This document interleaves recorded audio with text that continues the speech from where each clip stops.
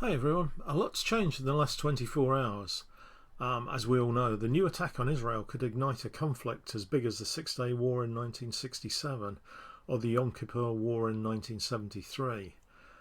However, something is massively different now. Middle Eastern countries are now armed to the teeth, and part of this is a result of what was done to Colonel Gaddafi 11 years ago.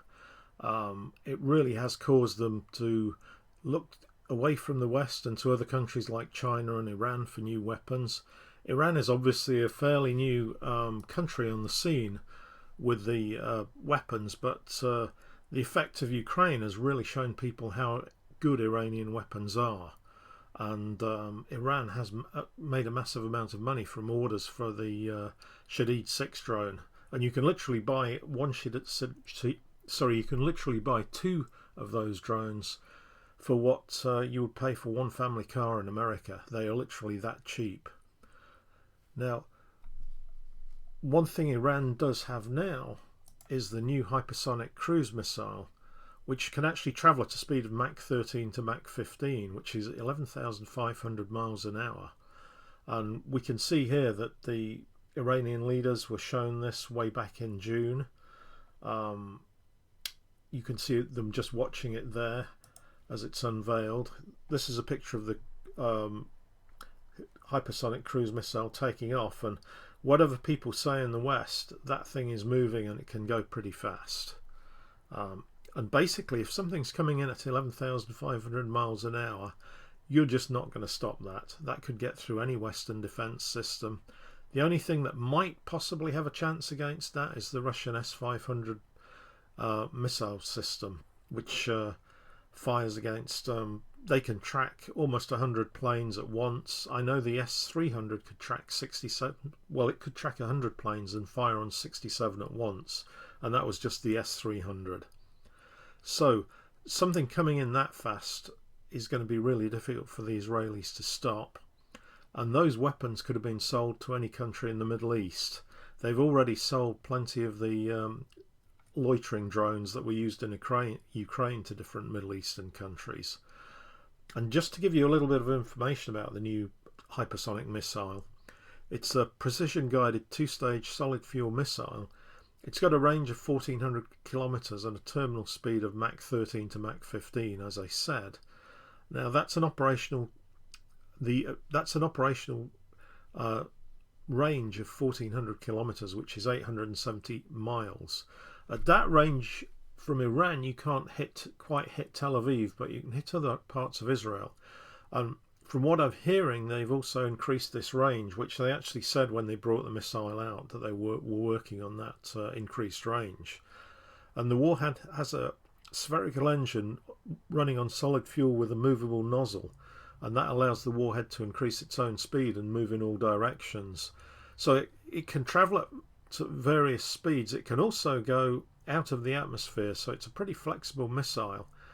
It comes in so fast it's very difficult to detect, and in the final stages it is doing Mach 13 to Mach 15, and even Mach 13 is a heck of a lot faster than anything we can build in the West, so we really have no defences against that. Now as far as that goes, that's one missile they've just unveiled.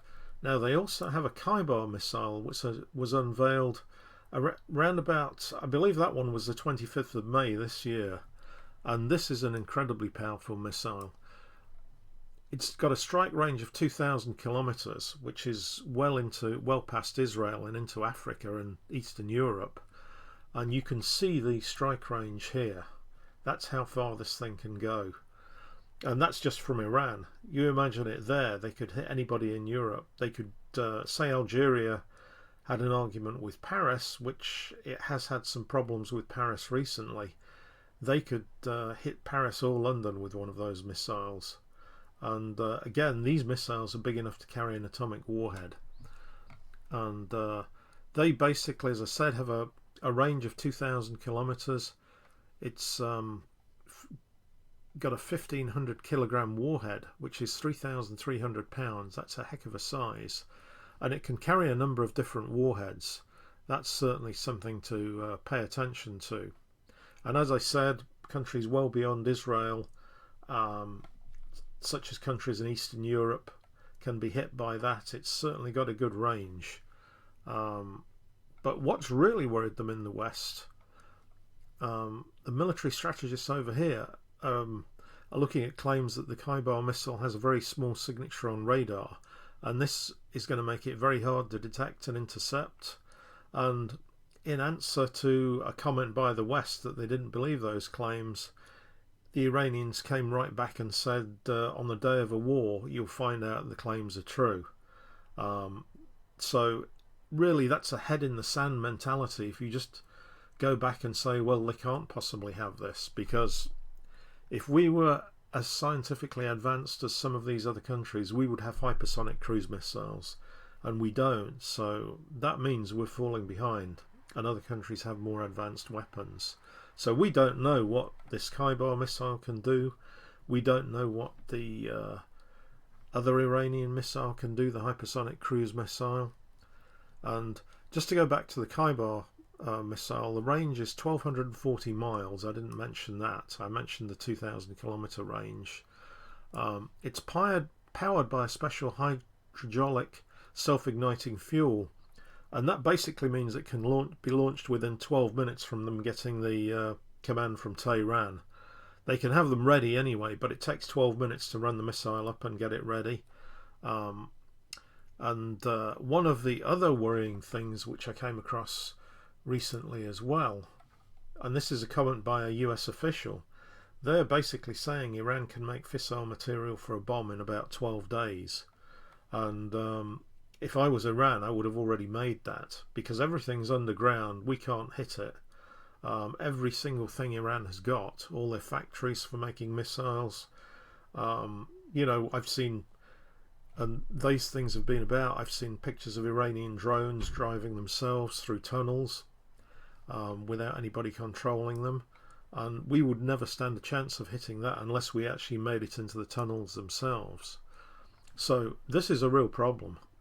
We just don't know how far we've got. And something which is also equally worrying was something the Israeli defense minister said in a recent conference. And you can see there, he's referring to Iranian drones there. There's the Shahid name, which is the loitering drone is the Shahid 6, the one that did so much damage in Ukraine.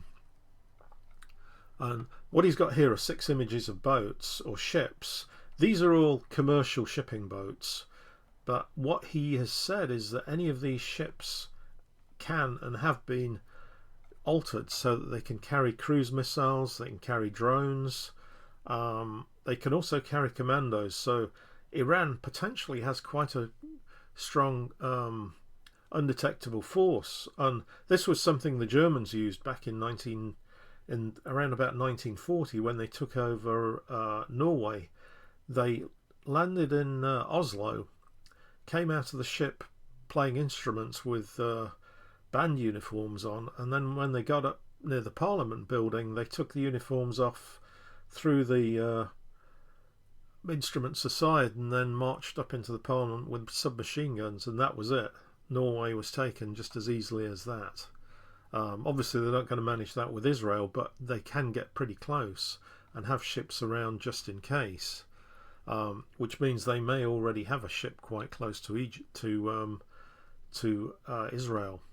Now, one of the other things that's going to happen tomorrow, and again, this is a new development compared with 1967 and 1973, when the Arab nations were not really that strong.